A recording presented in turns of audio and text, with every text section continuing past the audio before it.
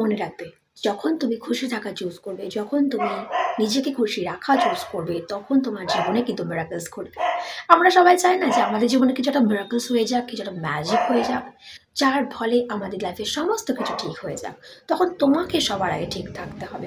তোমার মাথার মধ্যে যে সমস্ত নেগেটিভ চিন্তা ভাবনা তুমি করো, সেগুলোকে একেবারে ওয়াশ আউট করে দিতে হবে।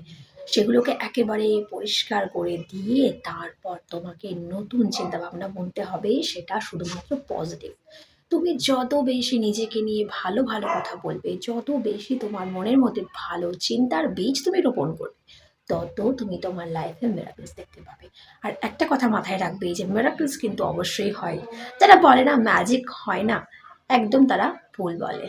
আমি তো বিশ্বাস করি মিরাকলস সেইভাবে কি মিরাকলস হয় যে হ্যাঁ তুমি চাঁদ দ্বারা পেয়ে যাবে বা কিছু এমন কিছু ঘটে যাবে। মিরাকলস যেভাবে টিভিতে আমরা দেখি সেরকম কিন্তু হয় না। মিরাকলস অন্যভাবে হয়, এবং কিভাবে তোমার লাইফে মিরাকলস ঘটবে সেটা কিন্তু তুমি জানো না।